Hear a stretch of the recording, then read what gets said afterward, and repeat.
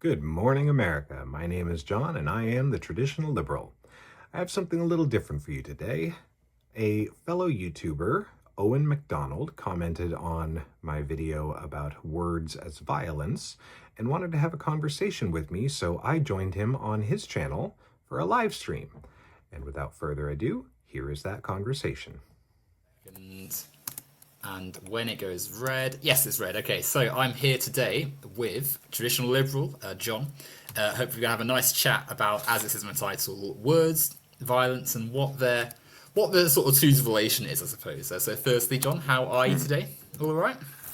Oh, I'm doing pretty good. Got a busy day planned, but definitely time for this.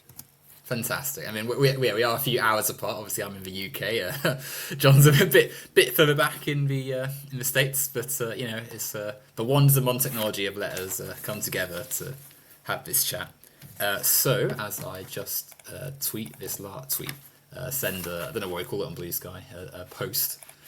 Just post that quickly. Right. So I'll let you, I suppose, start, John. Or I'll give a bit of an introduction, actually. Yeah. So I, in my recommended, I often get sort of videos from not just the larger of creators, but anyone from across the thing. And I quite like that. I quite Hmm. like having a nice broad remit of stuff. It's almost more authentic seeing what the average person just thinks as opposed to some person that's got millions and millions of followers and such. Hmm. But I came across your video and it was titled "Our Words Violence," and I listened to it and I found myself a little less than in agreement with it. I sort of thought that, in fact, I didn't agree with it really. But I thought, well, let's hear this person out. Let's sort of think about what is being said here, and why not ask them to have a chat? Because it's always better to hear someone directly than sort of guess what they're saying. I mean, we can get quite close with words in it, sort of text, right? But it's better to hear someone out directly. Well, and the YouTube comment section is not the best place for detailed discussions. No, exactly. Um, but yeah, that's how we sort of got this together, and hopefully we'll have a nice chat here. So I'll let you come in now. What would you say? I suppose was your thought process almost like what's the like idea that sort of Well, goes into when you say it? to firmly state my beginning position, words can be hurtful, they can be hateful, and they can lead to violent action. And they should be taken seriously and sometimes even met with strict consequences, but they are not the same as violence, which directly causes physical harm or even death. Yeah. Okay. And so, And so, and oh, go ahead. Sorry. and I just want to add, I understand that, different countries have different laws and different attitudes and cultures surrounding free speech. So, that may be part of the disagreement here too. I suppose it's wrapped in there somewhere. But Yeah. am I right in understanding that there's this? You want to almost distinguish the difference between the violence of, say, like a blunt force trauma and the violence Hmm. of a spoken insult or something, right? Like, Yeah. So, I understand that, words, especially over an extended period of time, can lead to chronic stress.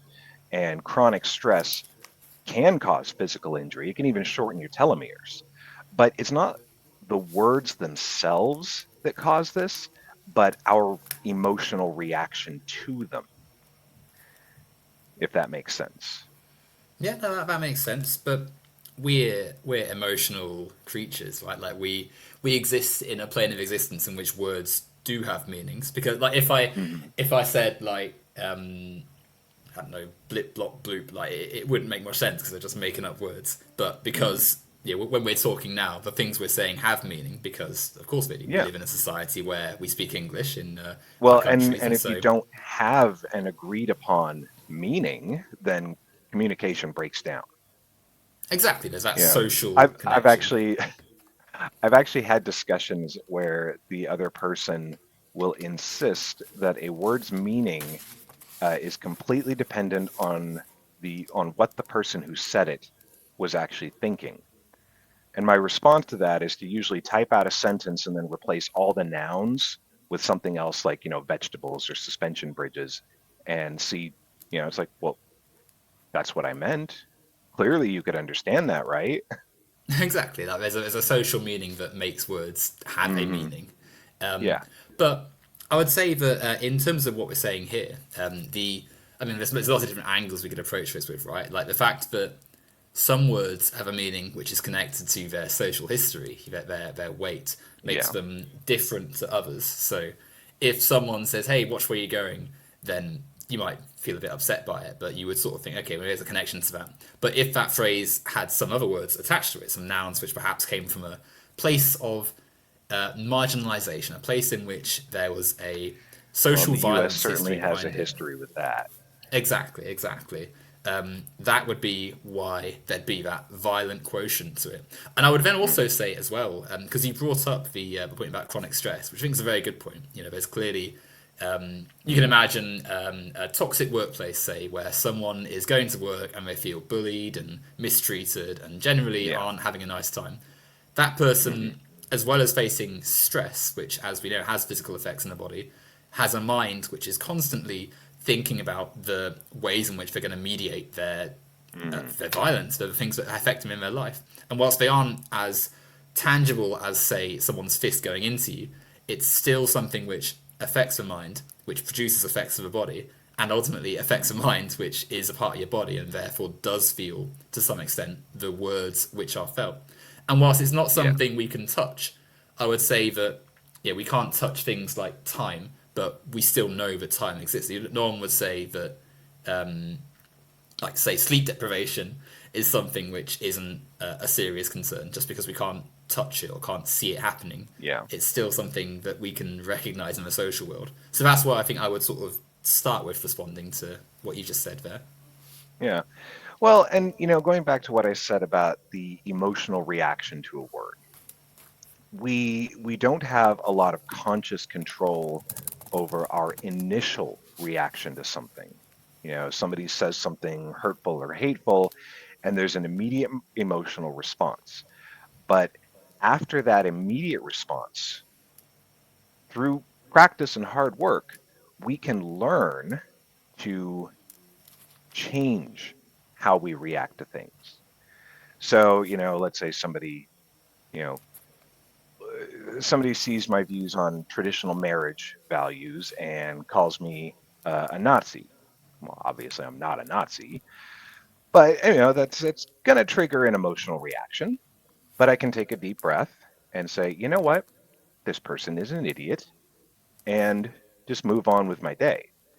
And I also recognize that that yes, this takes practice. It's not an easy thing to learn how to do, and it's going to be easier for some than for others. But I still think that it's valuable and it prevents those words from doing actual harm to me. If I sit there and dwell on it all day, then yeah, that's going to lead to chronic stress. But if you can learn to let go of things, then the words lose their power. But that's a different argument, isn't it? Because whether or not someone dwells on what the word's effect on them is, or how they think about that word, doesn't change the negative act that's been done upon them. For instance, someone that is training to be a boxer may Mm. learn to build their muscle mass and may learn to take a punch and know how to sustain themselves through a fight. But that doesn't change a person punching them having an effect on them. In the same way that, like, you Well, might, like, someone could learn to like when I play any sports, right? I mean, I'm a huge mhm, sports fan. I love any sport. One of the things you're, as well as learning to be physically really great, you got to be mentally strong because if you're playing in front of a crowd and they're booing you because you play for the other team, you've got to be able to think, okay, this sucks, but I'm going to rise above it and score the goal. But that doesn't change that the crowd are still doing something which makes there an effect. You still, even when you've gone from playing in the local park to the World Cup final, you still have to learn to take on that challenge because there is still some action that's taking place in the same way well, that the word has a weight. let's go back to your boxing analogy. If somebody hits me in the jaw hard enough to dislocate or break my jaw, no amount of mental discipline is going to keep my jaw from being dislocated or broken. That happened. It's a direct consequence of the impact of the fist. Whereas if somebody says something hurtful or hateful, the mental discipline can determine whether or not physical harm is done, or psychological harm rather. Well, I So, mean, so you could. I mean, that's go not. ahead. It's the same. Sorry, no, it's the same thing, right? Because like the force that is applied to break someone's bone can be offset by gaining the mass. Like it was rugby for me, American football, I suppose, would be your sort of bigger sport of choice, right? But if like I right now was to be tackled by a quarterback, like I'm probably going to break a few bones, I'm going to be quite seriously injured. But Hmm. if that same player tackles me after I've spent a few years training and gaining the muscle mass and eating and Hmm. changing my sort of habits and such, I've got a much better chance of actually withstanding the tackle, and maybe I'll even not be knocked over by it because I've built Yeah, I the mean, your strength. injuries would be lessened, definitely. Yeah, but But so then that demonstrates that in both those situations, be it a verbal or a physical injury, mhm. that yeah, of course, people can learn to be able to cope with it themselves. But that doesn't change the force that's gone into it and the energy that's gone into it, which is the whole point. That there is still a violent act that's been made by the situation. I'm just gonna shut my blinds and turn the lights on because Yeah, no problem. it's a bit darker in the UK than I thought it was gonna be. A bit cloudier. Give me 1 second. Yeah, no problem.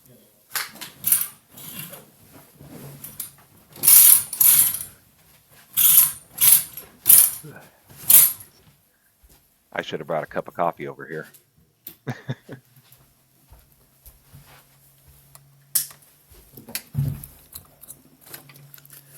Right. Sorry. Hello. Yeah, no problem. Um, but let's actually move away from sports and to something that anyone should be able to agree is violence, a knife or a gun. Okay. Yeah. So with physical training, you may be able to reduce the amount of injury done to you. But a knife or a gun, it's it's going to injure you no matter what. Whereas with words, through mental training, you can basically decide not to let it injure you at all. But whether or not like the mental training isn't really the because I'm not saying that someone can't learn to be a more Hmm. resilient person to things that are said. But firstly, that's not the fact that they can be resilient doesn't change that something has been said to them which is an unpleasant or in this case violent act. And secondly, like who's to like because a knife and a gun, you're quite right, like a trauma of that nature is more likely to you Hmm. can't make your skin strong enough to repel a bullet, for instance. Like you're not Right. is it Emma Frost from X-Men? Yeah, you haven't got superpowers. But at the same time, we don't know what a person can produce from them, which has the chance to upset you. Like people can be the strongest person mentally ever, and they Hmm. can be really resilient, but suddenly something happens to them and they're not expecting it, and it can cause a crack in the mind. It can make us feel a little bit upset, and that can be as simple as just an unsuspected comment from someone they thought they had a different connection to, or it can be as severe as someone in the street yelling something really obscene to them. But I Yeah. think the point isn't really sort of trying to quantify it and try and turn it into like a strict sort of standardized measuring system of sorts. Hmm. We're instead sort of trying to think, okay, we can clearly see that some acts go beyond just an unpleasant thing and maybe have a social weight which makes us want to say, okay, this is a form of violence. This is worth considering in the same lens that you might consider other attacks and therefore can be treated a bit more seriously. Well, and I'm definitely not saying that words shouldn't be taken seriously, and they should even have consequences. Just because you have free speech doesn't mean you can go around threatening violence, for example. Certain kinds of hate speech are against the law. Um, but I just think that there is a distinction between something that directly causes physical bodily injury, such as a knife or a gun, and then something which triggers a process in your mind, and then your mind causes an injury. Because the injury wasn't caused by the words, it was caused by your thoughts and feelings surrounding those words. Now, words can be violent, as in describing violence or threatening violence. But I don't like equating words, which at the end of the day, it's vibrations in the air that carry a meaning for us, with a physical act of violence, if that makes sense. I mean, I get what you're saying, but it's not like, of course they're going to have meaning because they, for as much as, like, obviously, of course, the words are just vibration, and of course, when we say stuff, ultimately they're not inherently, important. Mm. If I could speak fluent Spanish and I started speaking Spanish to you, and I can be saying anything, right? And you might know how to speak Spanish, right? Like, I don't I want know a to few assume, words. but exactly right. But like, if we weren't speaking the same language and we didn't know how to understand each other, yeah, of course they wouldn't have that same connection. But clearly the things we're talking about, I think, do have that weight. And whilst for as much as we can say, like, yeah, obviously there's a difference between someone being stabbed and the body having a physical trauma and someone having things being said to them and the mind producing negative connections to it. Mhm. There's still an importance in identifying that in the same way that a doctor would classify different types of violence as still violent but of different natures.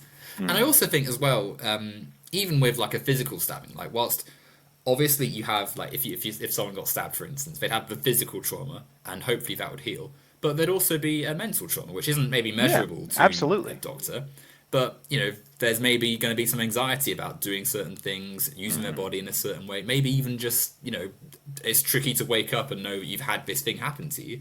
And so, Yeah, in the same way that our sort of maybe more conventional medical sciences have finally started incorporating the mental health side of things, and maybe yeah, have realised that it's important to offer therapy of the emotional sense as well as physical therapy to recover from an injury. yeah. There's I that had. needing to. Oh, sorry, didn't mean to No, interrupt. go. Sorry, go ahead. I was just going to say I had a traumatic event. Let's see, it was like 15, 16 years ago now, and I carried that with me for a really long time, and it actually ended up causing issues in the relationship with my current, with my now wife. But when I finally stopped carrying that with me, it made me stronger.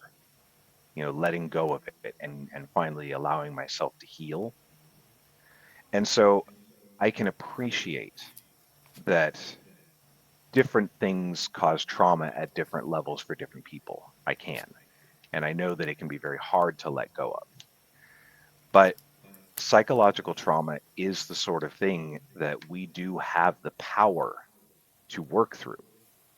And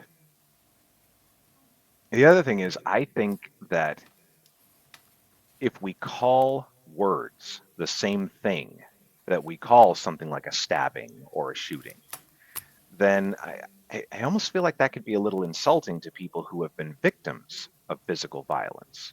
I mean, you take someone who was assaulted and shot, and they survived, but they have physical scars from it, and then they hear somebody saying that words are violence, and they're like, no, what happened to me was violence. and I mean, and I almost feel like the irony here is that hearing that could cause mental injury to them. I mean, so firstly, I'm very glad that you've recovered from the traumas in your past, and obviously, I'm very happy that you were able to make that recovery. Just thought I'd say that before I started talking about Yeah. the other stuff. Well, Um, my so wife was instrumental in helping me do that too. I'm very glad. It's good to hear that there's recoveries and such. Um, I think that the what you've just said there, like that someone comparing the two injuries, like I think is a little bit flawed, right? Because if we someone could be hit by a car at high speed and need major surgery, and someone Hmm. else could fall down a flight of stairs and break their finger and need that taping up and such, right? Both those people have been injured, and both those people could say, oh, I've been injured, I had to go into hospital. But that wouldn't cheapen or devalue either person's experience. Like it's just the case that different things happen to different people, and so I don't think it's a case of anyone's trying to like order the weight of certain acts, but Mm, in the same way that abuse could be someone making consistent unpleasant remarks about someone's weights, habits, mm, hobbies, etc. Like someone sort of demeaning someone's cooking all the time and saying, "Oh, that's a bit rubbish. You should really stop playing football. You're not very good at it." And then another person could be abused by literally facing physical trauma and having a really mm, dangerous home life. Both those people have been abused. One form of abuse is physical, one form is verbal, but neither one contradicts or cheapens the other. And so, in the same way, the situation you described, where one person maybe has had a serious assault and the other person's had some abusive stuff said to them, both of them have faced a form of violence. It's not just because the word violence has been used, just because the word violence has been used twice in both those scenarios doesn't mean that there's some contradiction. And if anything, I think that we should be, rather than sort of putting the weight on them to be like, well, yeah, define this properly so that you don't upset other people. It should be more, okay, well, both these people have suffered. How are we going to tackle the actual thing we should be thinking about, which is the fact that there has been someone or something has inflicted violence upon these people. Let's address that, mm. right? Like that's the real sort of spotlight, the actual perpetrator and cause of violence. And in the case of verbal, in the verbal example of this, I think that clearly, because the thing where usually when words being violence is used, we're sort of thinking about like as we've sort of hinted at here, like racism, sexism, bigotry, Mm. of course, like the slurs and the words which are used to perpetuate discrimination and such. And I think that is still that's violence, and you've also got the like we often see it compared to like schoolyard taunting and such, where like someone's like, "Oh, you Mm. suck, you're rubbish" and such. And I think that like whilst we wouldn't, I don't think anyone's gonna be saying, "Yeah, this was a severe violent act." It is still in the same category, in the same way that you might not describe someone like bumping into you on the train as violent, but there's still been some force. There's still been force applied to your body if someone maybe has bumped into you and you've Mm. been staggered back a little bit. There's still been an act there. The fact that socially or colloquially we wouldn't really describe that as a violent act doesn't change that force has been applied to your body and it's been knocked.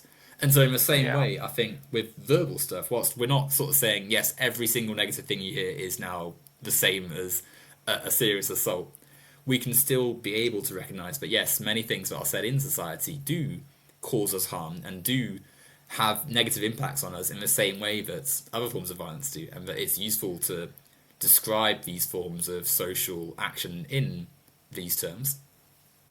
But is that harm that is done caused by the words, or is it caused by our reaction to the words? But the fact we react to it doesn't change that. Like obviously, the reaction is important to Mm. recognize, right? Like if you didn't know what the word meant, you might not react. If someone from another language insulted you, but you didn't speak their language, you wouldn't Mm. maybe your day wouldn't change, right? But that's almost a bit redundant saying that because of course words are going to have a reaction because they mean things in society.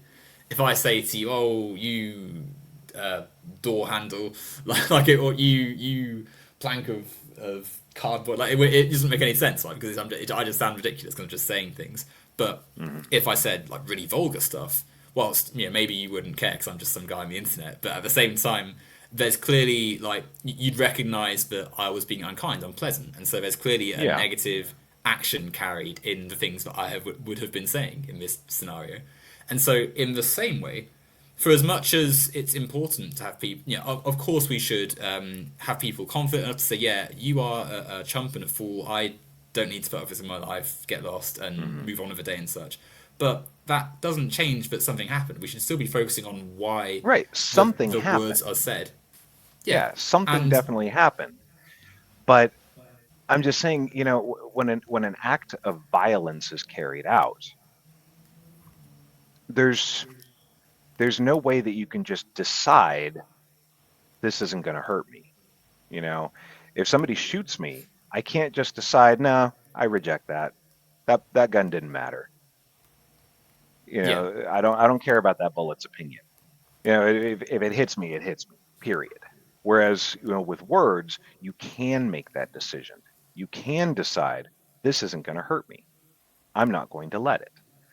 And so that I think is the big distinction here. You know, there was a quote. Unfortunately, I found the quote, but I couldn't find who it was attributed to. It was someone. All I found is that it was someone that a philosopher admired. But it says civilization began the minute someone hurled an insult instead of a stone. It's a curious quote. I would say that Yeah. I do slightly disagree with what you're saying though about being able to like you can just you're quite right. You can't if someone shoots me, I can't decide whether or not the bullet Hmm. impacts me. It's very much did it hit any serious organs? Is it going Hmm. to require surgery, etc., etc. Yeah. But the same does also apply, I think, with the words because whilst obviously, like it's easy to imagine it if it's like I don't know, someone you walked down the road and someone in a car yelled, "Oh, I don't like you, you ugly" or something, and then Hmm. you think, "Wow, that guy's a bit weird," and move on. But even in that scenario, that has still created a memory. That's still something our brain has had to process, and even the strongest Hmm. person will have some residue in there that's going to have brought that up. But secondly, if we hear words that have that meaning and have a negative quotient, that can impact our day, even if it's just thinking about it for a little bit longer than we would do normally. Even if it's just something which took some time out of our day to process, that is an impact. And on top of that, there's a social weight, I It's an think, which makes impact, but it is it an injury? well, yeah, in the sense that it's changed the way our brain has conducted itself in that day, in the same way that when you were impacted by someone's physical action, that had a physical effect on your body, which it had to deal with. Your body had to dedicate resources to responding to Hmm. whatever trauma was done to it. Your brain had to respond to whatever has been Okay, said to but you. I work largely outside. The Yeah, weather has an impact on me. It changes how I conduct my business, the way that I walk, what I'm wearing, what I do with the paperwork, if it's pouring down rain. But I mean, we wouldn't call the weather violent. well, I mean, we would I mean, sometimes, wouldn't we? Like a hurricane. okay. But just because something has had an impact doesn't make it an injury. A change is not always an injurious thing. You know, No, but so this would be. somebody says something hurtful, and I spend a few minutes thinking about it before I let it go. It doesn't mean I've been injured. It doesn't mean I've been hurt. It just means a thing happened, I processed it, and I moved on. Okay, but in the examples we've given, where someone is yelled something out of a car, It's like also tricky having this conversation because the really egregious examples of what we're talking about are things that you and I don't want to repeat out loud. well, indeed. But I reckon that sort of Yeah. shows that we do understand there is some weight to it. But I do get what you're saying. Hmm. I think that even if you thought about it only for a minute and then never again, that is still an impact. And like I said earlier, the fact that something isn't something we'd colloquially call an injury doesn't change that there was an impact. Like you wouldn't maybe if you I'm trying to think of something like if you held your hand on a radiator for a fraction of a second too long and pulled it away, um, Hmm. you might not think about that again all day because it's like you just were a bit uncomfortable for a split second, but your body was still impacted by that. It sent a response to your brain saying, "Hey, my hand's getting too hot. Pull that away from there Hmm. now." And so that is still, even in a minute way, something which impacted your body and did have a very temporary, and one that's not going to last any longer than that fraction of a second, but an impact that's negative on your body, an injury. And so I think this is where it's important to connect it to the social reality too, because you said about earlier, if you got stabbed or shot, you can't choose to, your body can't choose what it does. You have to sort of you go to a medical professional. But Yeah. what we can do is think sociologically about what's happened there. Why are there places where it's more likely that you'll be shot and stabbed, and why are there not? And how can we build a society where violence is less common of that nature? Hmm. And so, largely in developed Western countries, we've been quite fortunate to be able, not fortunate, we've been able to build societies in which you can walk down the street and it's most likely that you'll get to where you're going without being impeded Hmm. by someone. Yeah. And you compare that to 100, 200, 500 years ago, and Oh it's yeah. massively improved, right? Like we're fortunate to live in countries where this is the case, but Yeah, I mean, in this even globally, the rates of violence have gone down in most parts of the world. You know, massively. I mean, obviously, we're saying this at a time where it's not as though um, war when and violence have there's ended. pretty awful stuff going on right this Yeah, no, minute, but exactly, exactly, exactly. But like, I get what you're saying is correct, right? Like compared to the past, this year right now is a less violent time, and we are in a better place as a species than in many other points in Mhm. human history, right? But But in the oh, sorry. same way, in the same way, the social world can be analysed through this lens as well. When Hmm. something is said to you, of course, a person can think, yeah, I don't want to be affected by it. But we should also think, okay, why has someone said this? And so this brings us to our sort of the social problems and the bigotries and such, and the reasons Yeah. that many of the things that get described as a verbal form of violence are said, and they link back to things which aren't okay and don't have a justification. Racism, sexism, Hmm. homophobia, transphobia, ableism, all these sorts of discriminations and bigotries which are unjust, which don't have a good reason for existing. Like you could, if you walked out into the road and someone had to hit the brakes really quickly and they're like, "Oh, you're an idiot. What are you doing?" Like Yeah. you might think to yourself, "Okay, well that wasn't very nice," but maybe there's a bit of a you can sort of see why they might have said that. Maybe Yeah. they were angry in that moment. They've driven off. Maybe I'll be a bit more careful next time crossing that road. But if I did that and they start yelling out racial expletives and they start saying stuff which is really Hmm. offensive, that maybe I'm used to it, right? Maybe I've had it before and I think, okay, that guy's a racist. I don't care what they think, but Right. And that still that's has obviously something that I haven't dealt with. You know, exactly. But like you can imagine, I'm trying to think like we've all got areas that like if someone called religious or political. yeah religious politicals are a Yeah. little bit different, I think. But I mean, well, it's a bit of a grey area. It's different, I think, to some of the stuff I just said then. But like, it could be, yeah. Hmm. But like, I mean, like if someone has said something which has that social weight beyond just Hmm. like the human interaction, that is going to have a different feeling. That's going to have a different weight to it.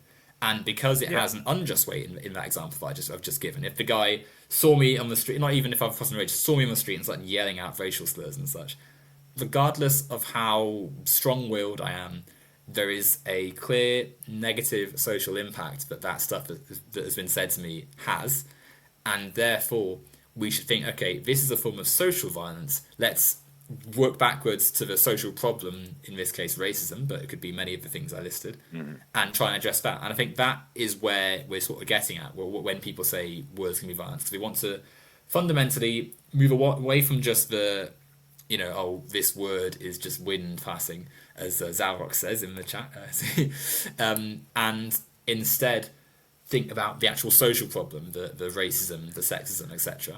Right. And I think that those social problems need to be addressed. I don't think that there is any room for racism, sexism, or any kind of bigotry in a civilized society.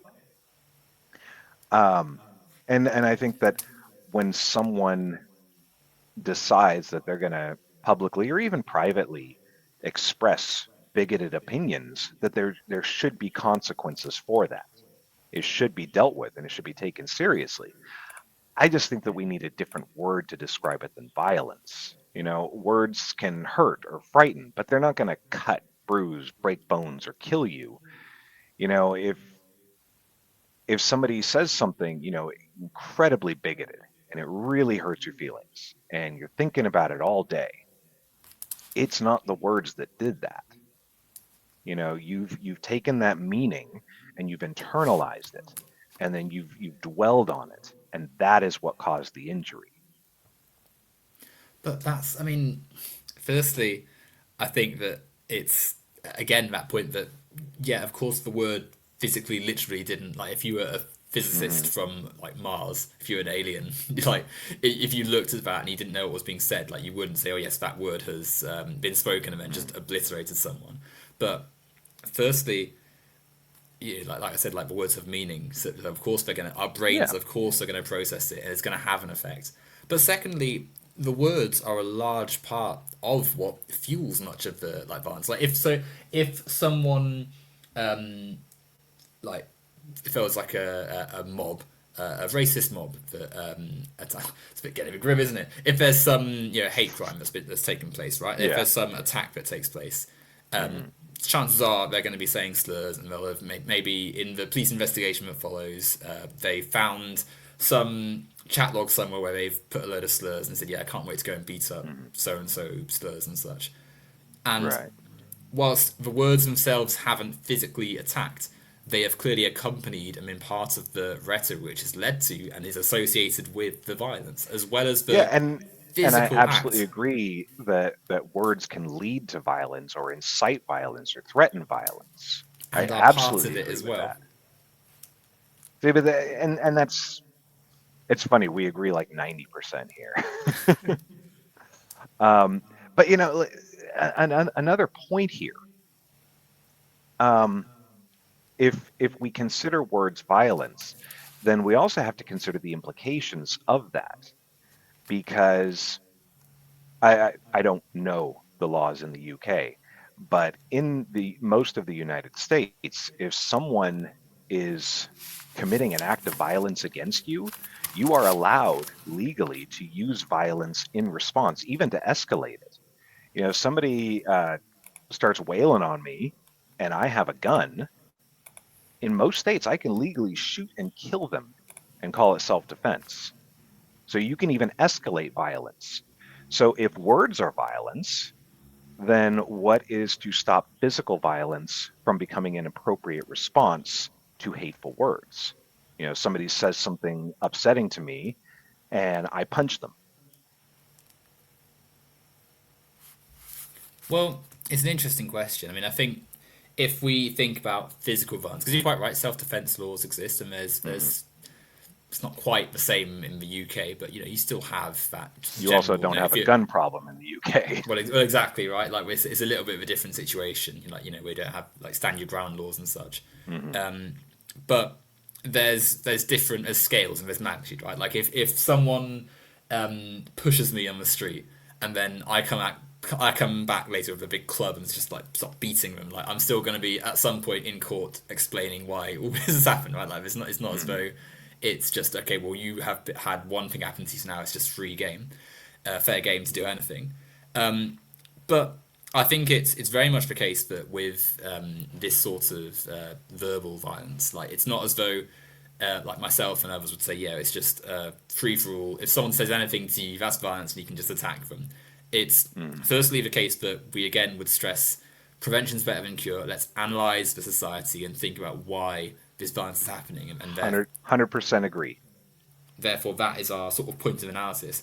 But I mean, there is a point to say, I think, that where if like say racists and such and Hmm. sexists and bigots felt more afraid to say the stuff they did in public and out in politics and such, and certainly what we're seeing now, where you've got almost just open bigotry from Republicans across the country, Yeah. like it would be very much the case that it would be a lot safer for a lot of people. I think the worry about lot of because it's not as though bigots don't exist anymore. Like when Hmm. Civil Rights Acts passed, lots of progress has been made. It's not as though they all sort of their heart grew 3 times the size, like in the Grinch, and they just suddenly stopped being bigots. Like a lot of them were still there, but A lot they of them still saw are and there. exactly, some of them still alive, right? People who were there then voting for Trump now, but Yeah. it's the case that they felt and saw more of a consequence for their bigotry, and that's Martin Luther King, peaceful protest, Black Hmm. Panthers, all sorts of stuff that was done to clearly show, okay, black people are no longer going to tolerate this treatment. We're going to fight for our rights, and we're going to get it because we're not going to go away.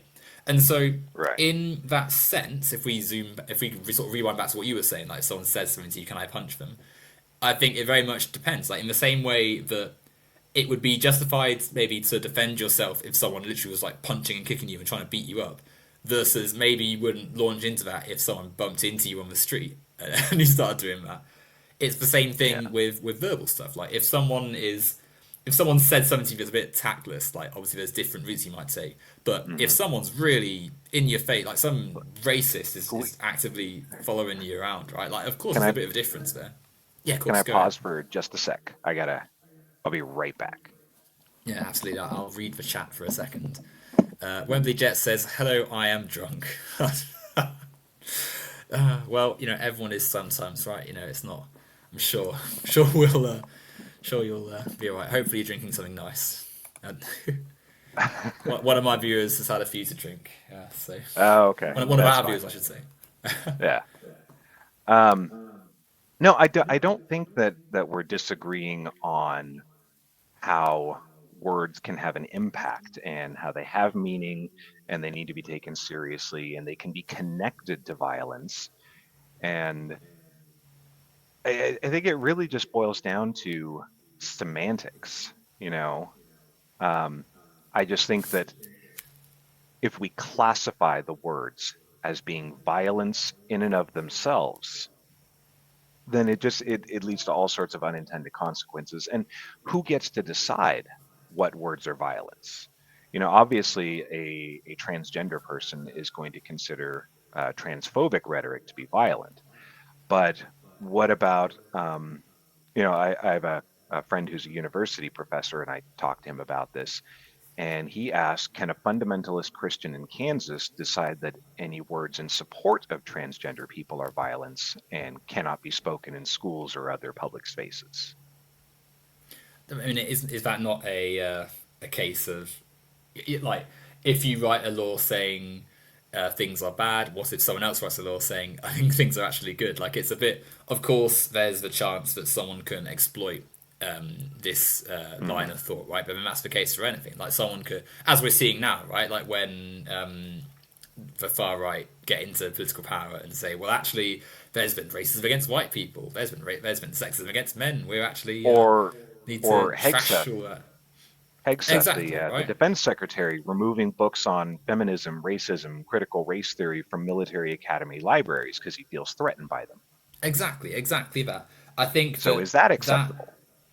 of course that's not acceptable, but the Right. fact that bad faith actors exist doesn't change that that there's social violence that takes place. And I think what the point you raise, right, like the fact that someone who is marginalized would say something is violence and shouldn't be permitted as such in a Hmm. space may lead to someone else exploiting it. Like I think that is a question of the wider social problem of bigotry and such. Because chances are that fundamentalist religious person in was it Kansas? You said, or was it Yeah. Kansas? Yeah, that person is probably one of the ones that the trans person would have said might be the Hmm. person responsible for some of that hateful rhetoric. And clearly, we're seeing now that the GOP are Hmm. fully engaging in that kind of just banal, hateful rhetoric for the sake of Yeah. scoring cultural points or whatever, right? But I think that again that shouldn't stop us from wanting to be seriously critical about what's happening here. And secondly, I think the fact that we haven't really had a proper we've come close, right? Like it's not as though we've made no progress, but wrapped Hmm. up in the discussion of bigotry and such is also the role of social power and the fact that, especially in a country like America, the influence and power of conservatives makes it very hard to actually move forward to many of the things that would make it easier for Oh marginalized yeah. people to exist in society. So Oh yeah. it's like the in the UK, for instance. I'm not trying to think. Like you only have to go back a few years, and some of the stuff like I know it's another sports one, but you'd have like 20, 25, 30 years ago, just all sorts of off-color jokes and remarks made about black players, about female players of sport. Hmm. The girls' team needs to go. Maybe go back to the kitchen instead. And it's like this is being said on national television, right? Like Yeah. it's just embarrassing, sort of thinking this was just like normal television like a few years ago or Yeah. black or No, things said we've about definitely made some progress. exactly like there's been progress, but because people have kicked off a fuss about it and said, yeah, this isn't okay. And so I think, whilst of And they course should kick up. there's They should eh, kick up a fuss. exactly, Yeah. but at the same time, like part of that kicking up a fuss is identifying that there is clearly a problem with it, and being willing to label that as something that is violent. And I don't think it contradicts the existing colloquial use of the term to also recognize that there's a severe effect that can take place. Because, like, to use the example of the let's say a gay football player, right? Like the gay player that wants to play football, and then one day someone says the F slur to them. Maybe it's from the football stand, maybe it's the opposing team, maybe it's even one of their own teammates. Because unfortunately, that kind Yeah, of yeah. homophobia does exist in most spaces. Now, that player physically might not have been touched once by any of these people, Hmm. but they now feel unsafe in that setting. They not only do they feel different in themselves, they're less confident, maybe they're less expressive as a sports person, but Hmm. they also have the fear of violence because if someone's willing to say that to them, how do they know they're going to be not going to be facing the Hmm. physical threats that often come with a verbal insult? So Yeah. I think that whilst of course no one is saying that the spoken word has exactly the same physical force that Isaac Newton could measure as a punch or a kick, Hmm. but clearly there is clearly an association, a connection, and it is worth discussing these words in the same manner and in the same conversations. No one's saying it has to be exactly the same. No, I don't think anyone at all would say someone calling you a bit of a twit is exactly the same as like driving a car into you or something. But Hmm. it's in the same associations and conversations, and therefore it is still important, I think, to emphasize. I think it's important to emphasize, and it's important to have conversations about this kind of behavior. Um, I don't know. I feel like we need a different word for it. Um, Why is and I that think though? Why do you feel part of different? well, and part of the issue is, you've been talking about some of the really egregious examples of this, but at least here in America, and I move in mostly liberal circles, but I hear the word violence get thrown out in relation to words like just willy nilly. Like it's like, yeah, somebody just says something mean, you know, and they're like, well, that's violence. It's like, no, it's not. He was just mean. And there's always a choice. You can choose to internalize it. You can choose to remove yourself from the situation. If someone is committing actual violence against a person, their only choices really are to just sit there and be injured or killed, or to fight back. But if someone's coming at me with a knife, I can't just decide, you know what? No, I'm not going to do this today and walk away. I mean, that's not going to happen. Then I'm just going to get stabbed in the back. But with words, I mean, even if it's something like a workplace or a school, you may feel like you have no choice to be there. But there's always a choice, even if option B sucks. But I mean, firstly, this still focuses on the person facing it instead of the act itself. Like like we said earlier, right? Like even if it's the most mundane thing that's been said, that maybe Hmm. even you and I might say, yeah, maybe they could get over it. That is still something that's been said to them, which has that weight, even if Right, we and the don't person personally saying think that it's thing was still wrong. yeah. So that's like whether or not we think the person could have reacted differently and not been as upset by it. It doesn't change that it's still an act that may have some impact. But secondly, Right. But I and don't have any control over that other person. I have control over me. And it is entirely my responsibility to take care of my own mental health. I can't put that on anybody else. So if somebody speaking to me in a certain way is doing harm to my mental health, that ultimately it's my responsibility. I can't control them. I can't control what they're saying or how they feel or how they think or anything like that. I can control how I react to it. It is up to me. And that is I'm a fine big in believer in personal responsibility. that's fine in lots of situations, and I completely agree. Right, like we have to be responsible for our own mental health, but Mm.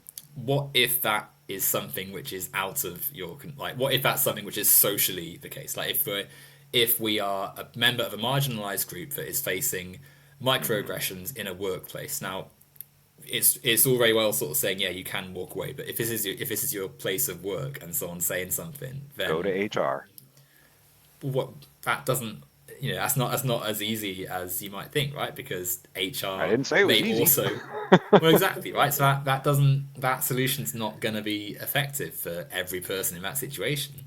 But secondly, that also again leaves it to the person that is facing the unpleasantries to try and sort this out, instead of maybe a wider sort of social analysis that says, okay, well, why is someone even saying this in the first place? And I think we should have that social analysis. Yeah, exactly. But that's what we're saying. That's why it's important to focus on the violence itself. And I think Hmm. the fact that, because I get that, I get that there's, of course there's people who maybe overreact to things that are said, like, someone says, I don't think you played very well today. It's like, oh, how dare you say that?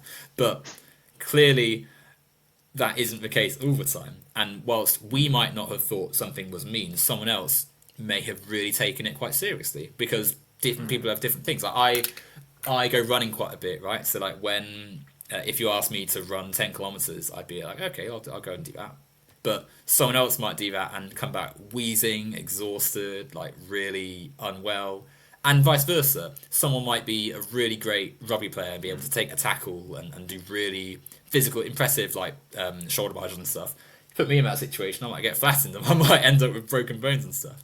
So Hmm. clearly there's a subjective element to these things, but I think it's important to emphasize. Can I ask what you said earlier, like a mean thing being described as violence, sort of irks you sometimes? Would you mind giving me an example of what sort of thing you might Oh, be meaning? well, like calling someone a name, or just saying, "Well, that's a stupid thing to say." You know, little things like that I've heard described as being violence. Well, it depends on the context, right? Because if it, like, whilst on the offset it might not be interpreted as that, like, from us, right? Because it's just like maybe it's something trivial, maybe it's something that hasn't had that weight. But when connected to things which are meaningful in society, like let's say someone put some time into doing something for a loved one or someone they cared about. Hmm. Like you spent the afternoon cooking a meal and you spent a long time doing it, and your partner or someone in your family comes home and you're like, oh, here's your meal. I spent ages doing this, and they're like, wow, that sucks, and get their phone out and they order a takeaway instead. That symbolically may have a really negative effect on you. And that isn't Hmm. maybe the same thing as being beaten up or even having a slur thrown at you. Hmm. But that symbolically, that emotionally can have a toll. And that Oh, it's toll definitely hurtful. may be characterized as violence, even if we don't see it that way, even if it doesn't feel right, maybe associating that in the same way as a direct assault or something Hmm. intentional. There is still a negative quotient to that. But I think the area we're more thinking of, because I would describe that as, whilst I would say that is still, you could still characterize that as violence. I would say again that the area we're sort of really focusing on when we're describing a verbal element as being violent is um, the microaggressions and such. Like, so to go back to that HR situation, as Alok said, HR doesn't even care sometimes, and that's unfortunately the case. Right, there's some workspaces where the nature of the um, social organization is one where people maybe have already formed connections, and Hmm. maybe you are, say, a trans person who is trying to speak about your situation, but unfortunately it's tricky because the person in HR also maybe doesn't have the best attitude towards it. Maybe Yeah. you're a disabled person who You know, um, a big part of going to HR is establishing a paper trail, so that if any action needs to be taken at a later date, everything is documented. You don't necessarily expect, to make an HR complaint. Maybe someone is being religiously intolerant towards me and I go to HR. I don't necessarily expect them to do anything, but it's documented. And if anything does happen later or anything needs to happen, then there is a paper trail documenting this. but that's Going to still, HR is a big part of it is just protecting yourself. yeah. But I agree, right? But that's still And firstly, that still worked for a person to have to do in response to something that was said to them. But secondly, that is still something which is potentially subject to the person's, the Mm. HR team and the wider workplace's perceptions, which are informed Yeah. by the social reality we live in. And so, the words that are said are often as well. I think it's also like, the mundane is tricky to go to someone about, right? Because Mm. unfortunately, and the term microaggression, right? Like something which is sort of just in the everyday, something which isn't something you could maybe concretely point to in the same way that like a racist word being written on your desk is or Mm. something, but it's clearly still going to have a negative impact and does take its toll over time. And so Yeah, but a if negative you're, impact doesn't necessarily mean injury. well, we'll never know. But at the same time, like you and I might brush off a paper cut, but someone else might really that might really ruin someone else's day. Like it's just because it doesn't seem like it would have an impact doesn't mean that it doesn't have one, and doesn't mean that it could still be construed and framed as something which is Mm. violent, even if it's not overtly the most obvious form of it.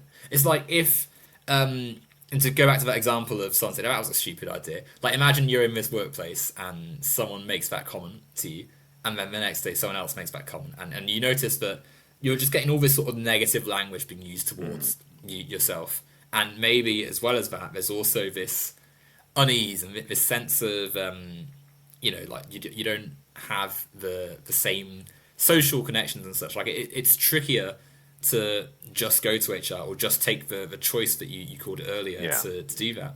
And most importantly, even if someone had all the options available, even if they had the world's best HR department and they could switch jobs in an instant and it was all like set up for themselves, Mm. that would still not disqualify the initial comment as being something which was negative. And even like I say, even if it's not at all something which is going to have a lasting impact, even if it hurt in just that split second it was said and they never thought about it again, that still doesn't change that there was something of a violating nature that was done to them.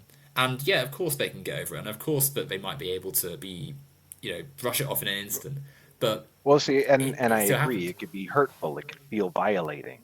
Um, I just, I just don't see it in uh, the same vein as physical violence. And I want to apologize. We've only got about 5 minutes left. That's all right. It's okay. It's all Yeah. right. It's an adjective, isn't it? It's like Mm. an elephant is big, but if I was listing planets, it would be silly to say an elephant is big in comparison, right? Like, Mm. I would say I'm quite fast, but if Usain Bolt and I had a race, I'm I'm gonna suddenly not quite look so fast, right? But in the same way that we would use the word violent to describe things, and if you put certain acts like that paper cut I was describing earlier, if that is being put next to like someone opening fire with a machine gun, like of course my paper is going to seem a bit silly calling it violent, but it's all relative, and so there's still an element of importance in thinking critically about some of these things and thinking they are in that sense. And I think to because I know you've got to go in a second. There's I think a really important thing for me, and what really makes it stand out, what makes it so important, is the sense that violence in our current political climate is taking place on the literal sense. So, like an ICE in America, you've got Yeah. Yeah. ICE raids. We have immigration raids in the Yeah. UK, which thankfully aren't quite on the same level, but give it a few years, and who knows where we're going to be, right? Yeah. You've got bombings happening in the Middle East, which are really Uh-huh. horrific, and we all see the images and such. But you've also got the verbal stuff happening. The fact that the administration constantly dehumanize people of marginalized status, the Yeah. disgusting rhetoric they used in pretty much every instance they can, that is a form of verbal and symbolic violence, which I think is just as important to critically discuss, because that's part of how the far right conduct themselves. And the unsafe and unpleasant world they create through that is definitely part of the process of which that is Yeah. happening. Well, and while I disagree that it is violence, I do agree that it needs to be addressed and it needs to be discussed critically. And, we need to deal out consequences. I mean, we can't, like I said, there's no place in civilized society for this behavior. Mm. So, I mean, it's the sort of thing I don't think either one of us changed the other's mind, but I enjoyed the discussion.